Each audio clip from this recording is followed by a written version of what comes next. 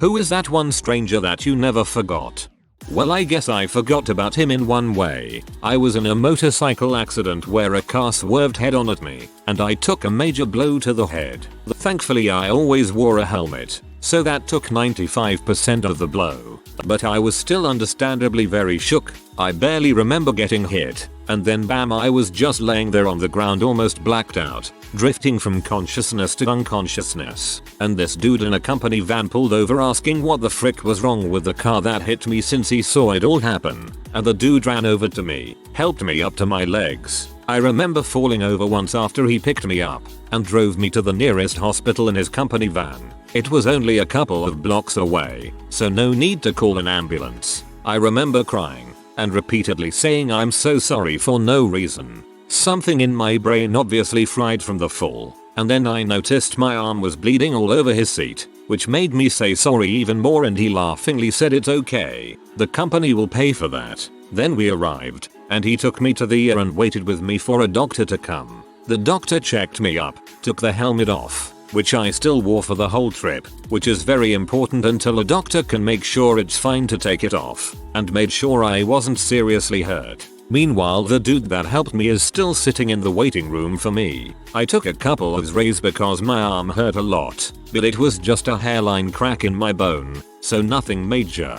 But this still took like an hour to get the pictures developed, etc. After that I was free to go, and I saw the dude still sitting there, waiting for me. And not just that. Turns out directly after he left me with the doctors, he drove to the accident scene and took photos of everything for insurance purposes, and also called the police. He also propped up my motorbike against a nearby wall to protect it for more damage. And then he went back to the ER, waited for me, and then texted all pictures and information to me. And he also said he'd witness in case the woman that hit me tried to pull something legal against me, and then he drove me home and helped me into my bed. The dude literally took like 3 hours of his own time when he was supposed to be working, and helped me with everything instead, and I never even got his name. Big ramble, I know, I've just never talked about this before. My memory was so hazy from the concussion, but it all came back when I started writing this.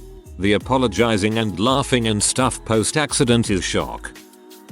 My cousin and I were visiting Kyoto, Japan. It was cold and we clearly looked lost. Nobody spoke English and most of the signs were in Japanese. Suddenly, an old Japanese man walked up to us, showed us the bus stop, which bus to take, and where to disembark. Then, since the bus was still 45 minutes away, he took us to a nearby izakaya, small bar. Turns out he was a professor at Kyoto University and was on his way home. He hung out with us, had a beer, and then he was gone. I do not remember his name, but I will never forget how energetic and kind this man was. Cincinnati, Ohio, 2005. Just turned 18 a couple days before when my mom told me that because I'm an adult now that I can't live in military family housing with them anymore and I had to move. Which was a lie. Made the very poor decision to take a Greyhound bus from North Carolina to Iowa, and after a couple of delays making this a 3-day trip, I finally arrive at Cincinnati, with my next destination being a small town in eastern Iowa. I get to the bus terminal and the woman says, "Oh, you missed it. The next bus going there doesn't leave until tomorrow night. It's about 9 in the morning." Meaning I was going to have to stay there for more than 24 hours in the terminal, and I had no money, and the last time the bus driver stopped off somewhere in Tennessee to let people buy food and stuff, I was too scared to get off the bus to get food from the trash, so I hadn't ate for days. Totally defeated. I just say, "Oh, okay," and she says, "You aren't mad?" and I say, "No, it's not anyone's fault." So she dashes out towards the buses and finds a driver about to leave to Davenport, Iowa, about 30 minutes from where I was going. This bus was a lot nicer than what I had been on for the past couple of days, so I must have received some kind of upgrade. She saved me from being really hungry for an extra 2 days.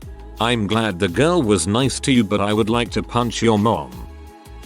I was about 17, and my buddy and I were driving to meet up with some friends. He was going way too fast, lost control, and after some crazy swerving around we popped the curb and hit a tree sideways in midair. Car was demolished, engine caught fire, him and I were both dazed. I came to with this middle-aged black guy pulling me out of the wreck and telling me my friend is fine. I never got his name, but he pulled me from a burning car and I'll never forget him. Back in the 90s, my school went for a trip to India and we ate at a small restaurant in Kovalam Beach, Kerala with a group of about 20 people. The waiters were kind enough to move 2 tables onto the beach for us, so we could eat with our feet in the sand. 10 years later, I visited Kovalam Beach by myself and ate there again. Suddenly this waiter say, "Weren't you here 10 years ago? With a school or something?" Dumbfounded I answered yes. He grinned and said, "I remember. We put the tables on the beach for you guys, didn't we? After 10 freaking years." I was waiting at a bus stop one day when a guy, maybe 50, bald, muscular, honestly a little intimidating, walked straight up to me and asked, "How old are you?" 25. Right answer. And just walked away. I have no clue what he wanted, but I'm at least 27% sure that if I had lied, he would have killed me. And he knew the answer. That guy was you from the future and he hates how much of a little wimpy liar he used to be and was going to end it all that day. Good job not fricking it up. The gangster dude at the gas station who was walking up to the door with his friend and stopped to tell him, "Hold up, I gotta hold the door for this B," as he held the door for me. Classic. Similarly, the guys who were smoking by my car as I was leaving work late one night. I was the last to leave and I froze by the door seeing them gathered around my car. One guy looks up and yells, "Get the frick away from this lady's car, we're freaking her out," and they all dispersed. I was 18 and on vacation in Ireland. Was sitting at a pub when an older gent next to me started up a conversation. We're talking and all of a sudden he drops this gem.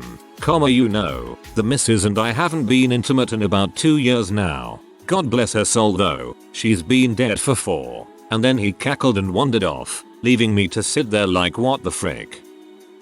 The guy who tried to pickpocket me in the busy market by grabbing my dong instead of my wallet. Trying to grab the real valuables.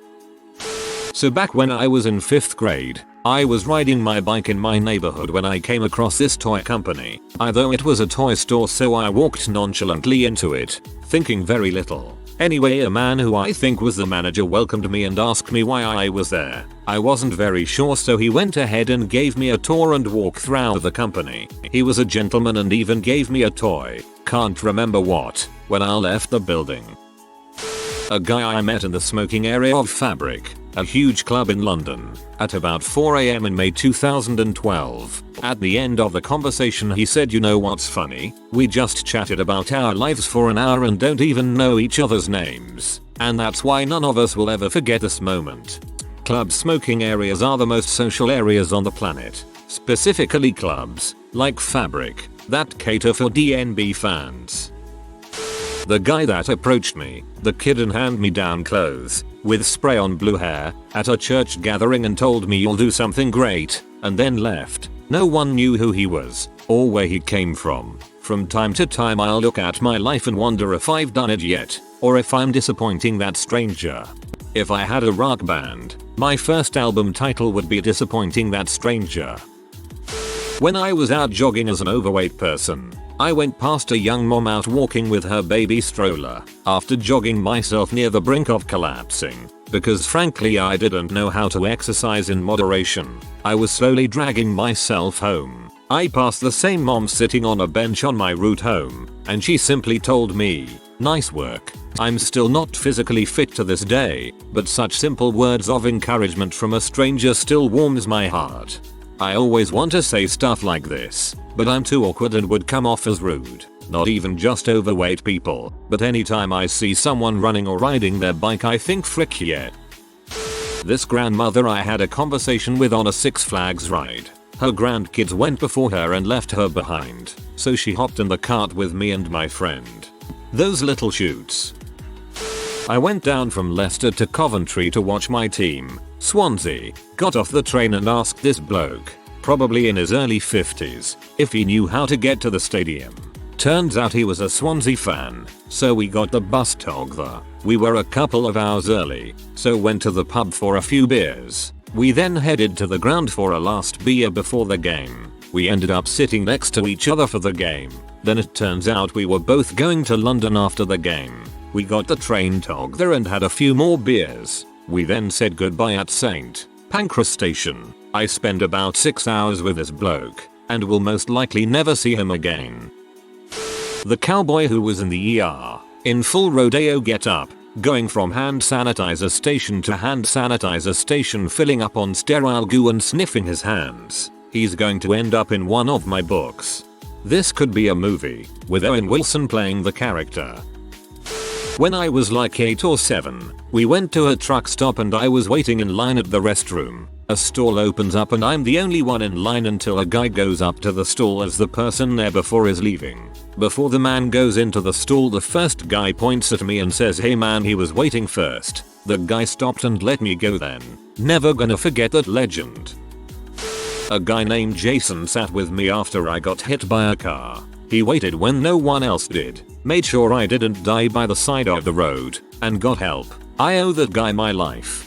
My sister did that for someone about 6 months ago. They then made a post on Instagram about it, thanking the random blonde stranger for helping them, and someone linked the two events together and told them who she was, and they occasionally go out for coffee and catch up. A couple friends and I went to the beach, got a hotel room, and then things got kinda crappy. People started arguing about little things about the trip, effectively just making the whole mood of this mini vacation go to crap. So I wake up first, go get breakfast, and decide I'm gonna enjoy my time, so I go down to the beach and just start collecting seashells. That's when I saw her. She was walking back and forth reading a book. She had these cut-off jeans and this bright green t-shirt and had the fullest, brightest and long red hair. She had kind of a sad look to her face though, and it was just me and her standing in this cove of the beach. So I decided to go up to her and ask if she was okay. When I talked to her, her face lit up and her smile, it simple just took my breath away. She told me she was okay, just deep in thought, and gets that kinda look on her face. We laughed, chatted for a bit. Being the awkward 18-year-old I was, I said I'd get back to collecting my seashells and let her enjoy her day. About 5 minutes later she came up to me with a seashell and said, "This one's pretty, I think you should have you,"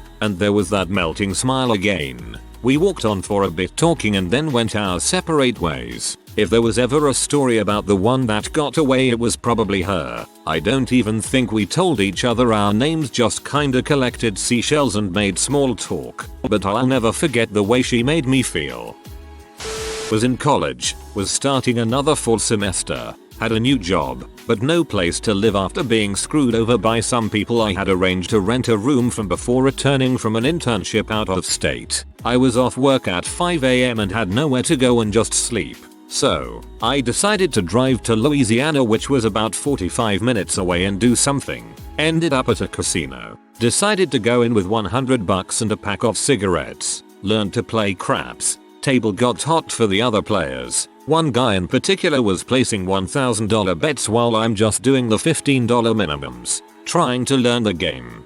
Big money. Ended up making about $12,000 over the course of my dice rolls. I lost my 100 after gaining some but losing out. I start to leave. The guy catches up to me before I make it out and asks me if I'm okay. Noticed I was real tired and frustrated looking. I just tell him I'm having a hard time. Don't get specific. He slaps 2,000 in chips into my hands and tells me to have a better night and thanks me for the luck I brought him at the tables, and just leaves after patting my shoulder. I cashed out and had a deposit and first 3 months of rent paid up on my new place by the end of the next day. If you're out there, dude, thanks again. You were my hero that day, heck that year. I just hope I can do something like that for someone one day. I lived in Beaumont, TX at the time, worked in Winnie, TX at a new concert rodeo arena that had just opened a couple of weeks before, and had been playing craps in Lake Charles. I was in the process of saving money from work for a place.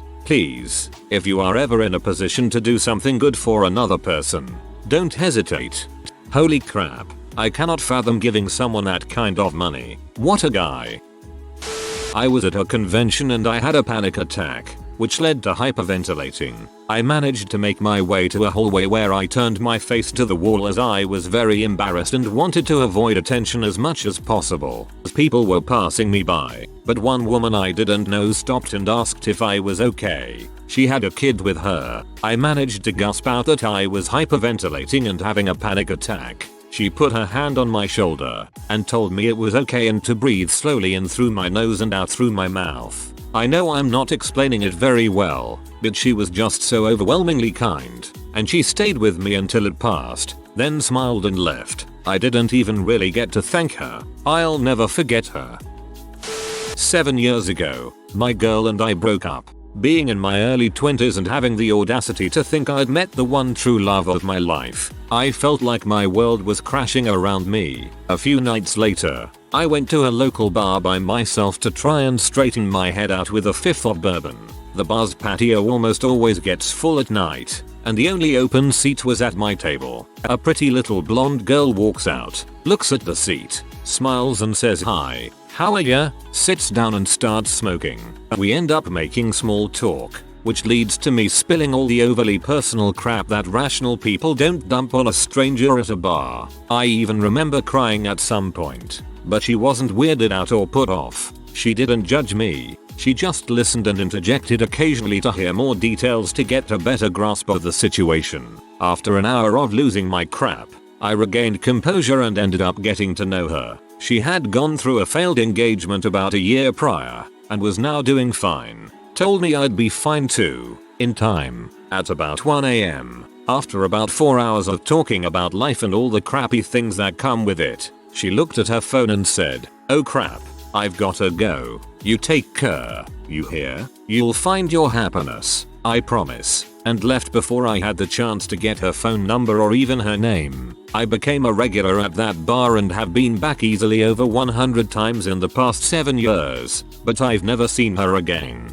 Obviously, I know now that failed relationships are far from the end of the world, but it really stuck with me that a person would take all that baggage on herself to make a complete stranger feel better, even if only for a moment. I really don't ever expect to run into her ever again at this point, but every time I go to that bar, I scan around and kind of hope she'll be there. When I mentioned I wanted to get her number, I meant to keep in touch as friends. She was pretty and very kind, but I'm not in the habit of falling for strangers after a few hours, especially considering the context of the story. I didn't go back to the bar over 100 times to look for her like a serial killer. It's a local bar and I became a regular there because my friends already were, and I had just turned 21 a few months before. Thank you for sharing. I needed this right now. There's always something special about something fleeting. Something we don't know if we'll see ever again.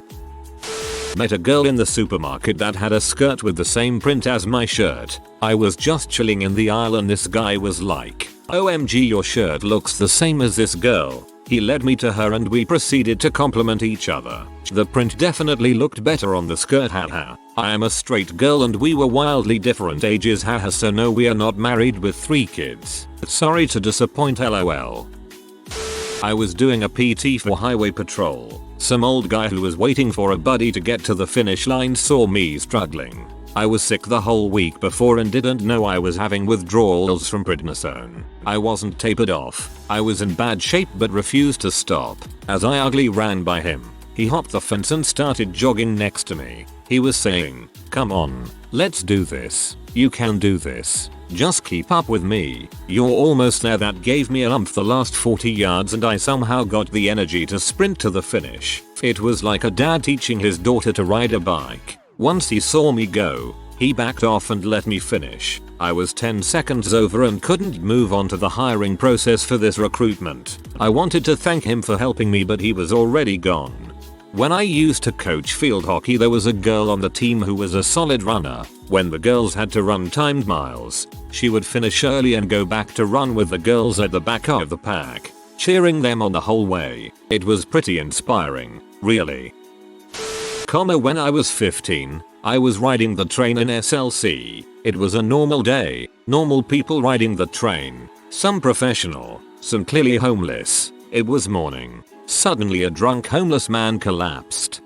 He just laid there, confused, but couldn't get up. And while he lay there we just stared. A train car full of uncaring observers. I didn't even think to help. Someone did. A professional looking man kneeled down and helped the man into his seat and looked around casually. And I know it's not how he intended, but I felt and still feel like his eyes stopped at me. It was probably nothing, but I've never been more ashamed in my life than when that man scanned the crowd. And I was just an onlooker. 5 years later I see that face when I stop on my way to work to help shovel snow or hold the door open for someone. Any little thing I can do to not be a casual onlooker. I've had a lot happen in my life, but that one look has changed me forever. He broke the bystander effect in more ways than he'll ever know. I was sitting on a low wall in downtown Toronto reading a book with my backpack on the ground in front of me. A man walks by and trips over my bag, kicking it forward a foot or so. He gathers himself, turns to me, and immediately starts apologizing for kicking my bag. At the same time, I apologize for leaving it somewhere it could be tripped over. We both say sorry 3 or 4 times each, pause, and laugh. He goes on his way. I keep reading my book, and I never forget the Great Canadian Sorry Fight. Great Canadian Sorry Fight. Ha, awesome. A few years back I was taking the bus back to my house and an elderly man asked me if I knew where the vet on X Street was. I said I wasn't sure where the vet was, but the street was close to my place so I could help him find it. When we got to my stop I told him to get off the bus as well, and when I was about to pay the driver he said he was going to pay for both of us. I immediately said, "Thanks, but you don't have to pay for me. I have money." He just looked at me with a straight face and said, "Of course you have money. Otherwise what would you be doing in the bus?" I'll never forget the feeling of getting owned by an elderly man on the bus. Side note, after we got off the bus, I helped him find the vet and he said he was doing the path he was going to do tomorrow with his nephew, grandson and dog, because he didn't want to get lost. That's a good grandpa. At a restaurant with my friend and this little girl, 8 or 9 years old, walks up to my roommate, front to front with about 2 inches between, puts her hands in each the front pockets on the roomie's hoodie and makes 10 seconds of eye contact, then walks over to directly in front of me, reaches up and zips my hoodie down while maintaining eye contact, then goes and stands behind an elderly lady that was still eating and leans into the back of her hair for a couple seconds. Then the older guy that has been up at the counter paying for the last minute or so says, "Okay hot dog, let's go," and she whips around and leaves with the guy. We still joke about hot dog. Me and my buddies had just finished seeing a concert and bar hopping in the city. We decide to hit up a $1 slice pizza place before we call it a night. We're all in this pizza place, and a girl walks in and my one buddy goes up to her and says happy birthday. I thought my buddy knew her, but he didn't. My buddies start walking out and I stay back and the girl told me it was actually her birthday. I even asked her to show me her license and it was in fact her birthday. Best opener ever. If you are new to the channel, you can subscribe. I publish new videos every day. Until then, check another video.